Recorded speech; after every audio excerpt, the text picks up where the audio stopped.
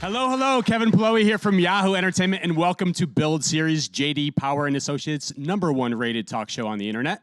Pushing Daisies, Halt and Catch Fire, Guardians of the Galaxy, The Hobbit Trilogy, The Twilight Saga.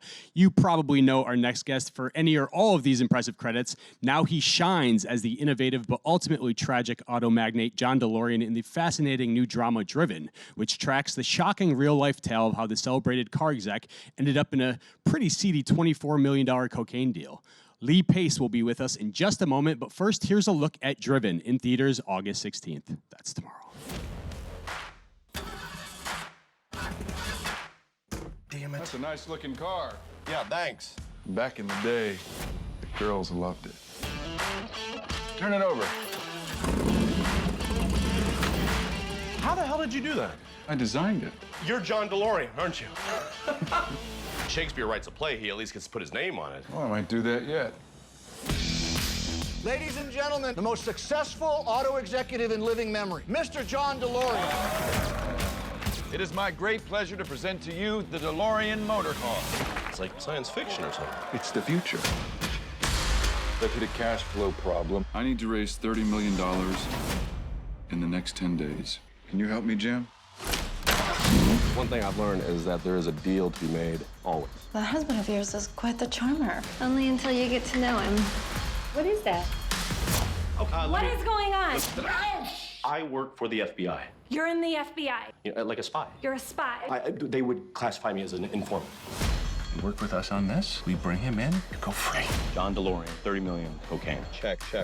Hi, I was looking for John. Who wants to know? Check. What's that? Check. Please go check. Yeah, thank you. You're moments away from being a very rich man. You owe us. We don't owe you. I will be remembered. My car will be remembered. John is your friend. Don't do this, John.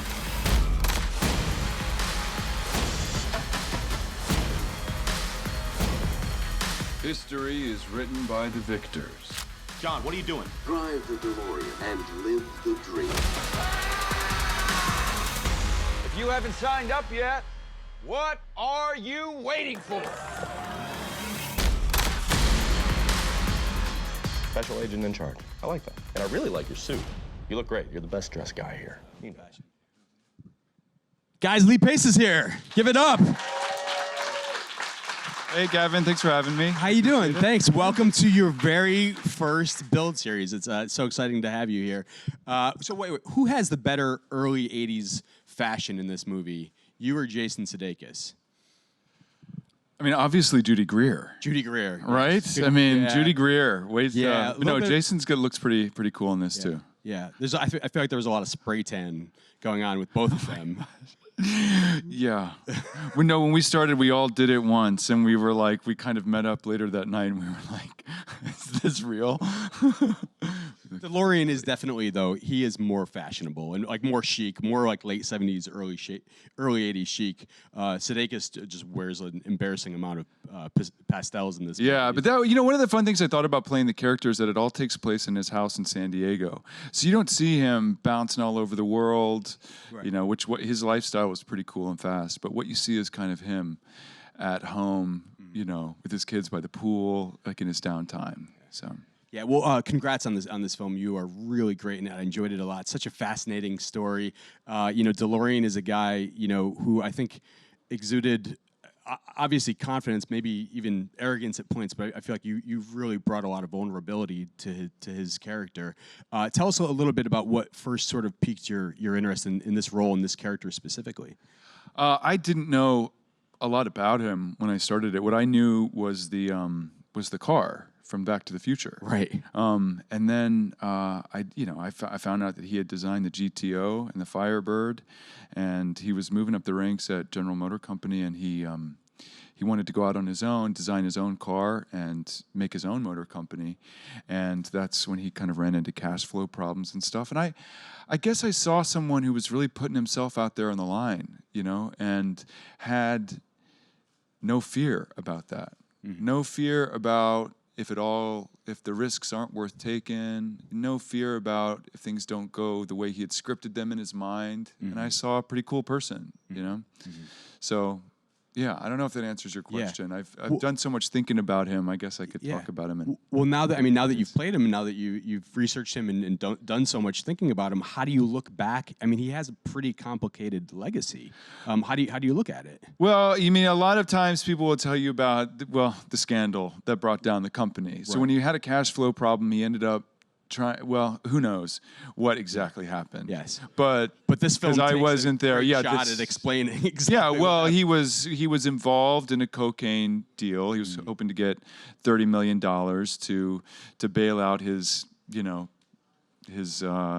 automobile company, which, you've got to have a few screws loose to find yourself in that kind of situation. But he got off. He didn't get brought down for it. So it's unclear whether or not that happened because, the FBI had entrapped him, or if he had, pursued the deal. And who knows? Yeah, who cares? Yeah, I mean, it makes for a great story. What I think is interesting about him is that he was just trying to plug the leaks and keep the car in production because he had at the factory in Belfast, there was 2,000 workers who were depending on those jobs. It was a bigger thing that he was taking responsibility for. I like people like that. I like people who dream big and fly a little close to the sun and kind of dust themselves off after they fall to earth and kind of keep going. A fun story about him. He after the scandal, he redesigned himself as a luxury watch designer, and he had a bunch of pre-orders and investors into this whole luxury watch company, and he never manufactured a single watch. Wow. Wow. Did he have like a DeLorean of it was watches? The DeLorean, a luxury watch. Yeah. It had little wings that popped out of the side of it. Was there like an innovative design? I don't know. I never got a watch. You never got the watch. Did you get a DeLorean? No, I didn't get a DeLorean. Actually, when we closed the Venice Film Festival last year with the movie, and we found a car in Italy, a DeLorean, that we wanted to drive onto the red carpet, and it wouldn't start. So we ended up having to push it on and and pose in front of it. As you mentioned earlier, most people know this car from Back to the Future. I mean, it's one of the most iconic movie cars of all time. It's also, of course, a time machine. Did you use this? I mean, it doesn't relate to the movie's plot at all. But did you use this as sort of an excuse to revisit those movies at all? I mean, who doesn't need an excuse to watch Back to the Future again? They're such great movies. The research was really interesting. I mean, it was all interesting about this car, and the reason, certain things about the design of the car that, I mean, I just think look cool, were functional. Like the reason it was made out of stainless steel is so that it wouldn't rust. So many cars, especially up here in the Northeast, the rust will kill them. The gull wing doors like that, they were designed that way so that you could park them anywhere. So you didn't have to, wouldn't open your car door and smash into another car. Yeah. So there was a real, interesting thought process behind all of these different design details. If only he had designed an actual time machine. Those would have sold. I don't think he would have had to enter the cocaine business. I know, right? Had he actually come up with that? God, where would we go with the time machine? Where would you go? Where would you go with the time machine? Oh, I don't know. I'm happy where I am. I'd probably go into the future. I'd be too curious not to. Right, of course. Yeah, of course. Where would you go? I would want to know. Yeah, I would want to know what the future had in store. Are we going to still be around? Yeah, I might go. Not to get too dark. Yeah, I might go back to junior high school we need to warn people and really, speak up where I was probably too shy to, and let people know how I felt about things. Well, the film is, as we see at the top of the film, inspired by true events. Obviously, like any film inspired by true events, you have to take some creative license. You have to take some liberties with it. But what is something that is so crazy that happens in this film that people are going to think you guys made up, but it was based on pure fact? It's the facts that are crazy on this story. To be honest, the facts are what's really insane. But it's all told through the point of view of Jim Hoffman, who's DeLorean's neighbor. Yeah, played by Jason Sudeikis. Yeah, and so it's kind of and he's a liar. He's a liar and a con man. So you can't really believe anything he says. And it gave me a certain kind of freedom with playing the character because I didn't feel bound to some portrayal of him that was textbook in any way. I felt like I had one layer of remove with which to interpret the character and just kind of take it easy and have fun with him, you know? Yeah, Hoffman is definitely, he's the unreliable narrator, essentially, of this story. Great performance by Jason Sudeikis. I mean, this is a guy who I don't think he gets enough credit for what he's capable of dramatically, and really, really shows it off in this film. I mean, he's also, his character's also sort of a doofus, I think we can say, which, so he gets plenty of opportunities to land some laughs. But tell us about your impression of him as a Man, co-star. I had the best time working with Jason on this movie. It's so much fun doing that scene work with him and with Judy and Corey. It was, so a little bit about shooting this movie. We started shooting right before Hurricane Maria hit Puerto Rico. Okay. So we shut down and evacuated, and I thought the movie we weren't going to be able to finish it. But the Puerto Rican crew wanted to keep going. We wanted to get down there to, keep everyone back together and finish what we started. And so when it came down to doing the scene work and acting with Jason on set, there was nothing hard about it. Like, that was a breeze. It was fun to make everyone laugh when it's hard to get to set. It's hard to get enough fresh water for everyone to be able to bring home, to their families and stuff. So it's like there were real challenges with that movie. Nothing about it. The scene work was difficult. Like, it was with Nick Hamm, our director. We had nothing but fun working on it, and I think it added a kind of a cool point of view to the movie because, this is not the end of the world. It's a car company. You know what I mean? Right. It's Yeah. Do you have your own theories about sort of DeLorean's role in that whole scandal? Well, I certainly like to think about the what ifs. Like, what if he had managed to keep that company going, and if an innovator of his caliber was able to keep cars on the road and keep innovating and creating cool stuff. That's what I would be interested in seeing. Yeah. Who knows whatever happens. The one thing I learned about researching this one is that everyone's got a different story about DeLorean and who he was and what he was about. Everyone's got a different story. And that's a fun character to play. Yeah. Like a character that you can just really do anything with. Some people found him inspiring. Some people thought he was a cheat. Yeah. So who knows? Yeah. It's like kind of like a Hearst type almost. Kind of, yeah. Yeah. But he was a powerful person. Yeah. So he's going to rub some people the wrong way. Some people are going to be inspired by him. You can't make everyone happy. Yeah. This is actually the second John DeLorean film we've seen out this year. There was one called Framing John DeLorean that I think premiered at Tribeca in April with Alec Baldwin playing the role. Did you check it out? Were you No, curious? I haven't seen it. I hope I'll see it at some point. Did you see it? I have not. No. Did anyone else see it? Did anyone see You it? didn't see it? No. We'll just say Driven is better. Okay. Yeah. We all agree. But I'd be curious to see what their point of view about it is, or if their research was, illuminates certain things that ours doesn't. I watched the trailer, and it is interesting because it plays up the fact that there has never been a movie made about John DeLorean. Yeah. Which I found interesting because you guys actually premiered in September of last year at the Toronto Film Festival. So you actually played before then. We so I'm did like, it. there actually was a film, guys. There was a film. There is a film. Were there any dance-offs on the set of this film? No, we didn't get around it. Well, let me think. Do you guys know not with me. Lee likes to start a how good did I dance end party up on with this set? reputation? Internet pretty- videos. I mean, well, first off, actually, I engage in dance-offs, so boy, they really come back to bite you, don't they? Not on this one. I think there's a pretty epic dance between Judy and Jason. We can call that a dance-off. Yes, there is. Yes, but are you retired from starting dance-offs on set? No, it's not something you can retire from. Yeah. I think it's always an opportunity. But you gotta, if you do too many of them, then people see them coming. Yeah. You know. Right. So you don't want to do them on every movie. No, If you have no idea what we're talking about, there's internet be footage, that there's guy. behind the scenes Already I'm footage. close. Twilight, Guardians of the Galaxy. Who won that dance off between you and Chris Pratt? Oh, Chris is. You think? yeah, Oh, he's a you're hell gonna of a give it. dancer. You're gonna give it to Chris. Oh yeah. Okay. He won Okay. that. Did you see the movie?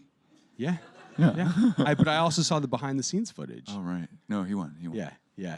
Well, we gotta talk a little Marvel here. You are, of course, also known as Ronan, the Accuser in the Marvel Cinematic Universe. I played him in Guardians, Captain Marvel. What is your relationship with that world and those fans? Do you get a lot of Marvel fans? I you? love the Marvel fans. I have such a good time playing that role, and a big part of it is because the fans are so cool, and the fans are so knowledgeable about the stories. About the work we do, and there are some fans who I feel like understand Ronan better than I do. I'm certain that they do. But it's that's really, I would say, my favorite thing about doing the movies is getting to know the fans and stuff who like them, because it brings together such a cool, eclectic group of people. You know? Have you had any like crazy fan encounters? Not as crazy as I would like. You would like the fans to be a little crazy. Yes, it's good for story. It's good for moments like this when you need to come up with a good story. Great point. No, everyone's pretty cool and chill, to be honest. Yeah. And they have really nothing more to say than I like the movie. And want to talk about that. So everyone's Tell us cool. about returning to Ronan and Captain Marvel. That was somewhat unexpected. Yeah, it was for me too. And they called me and asked me to come do it. I was like, I would love to. It's why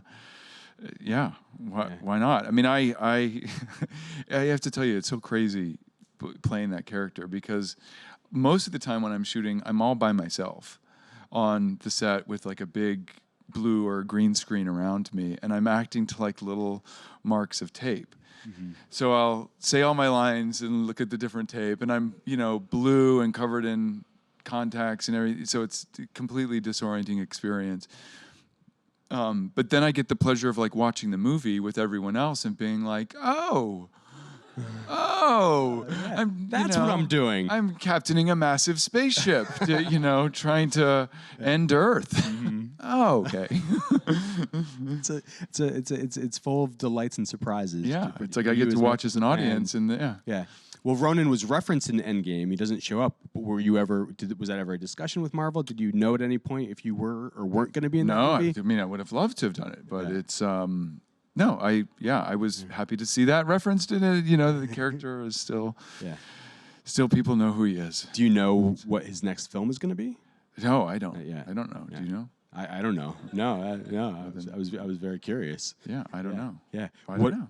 What's next on tap for you?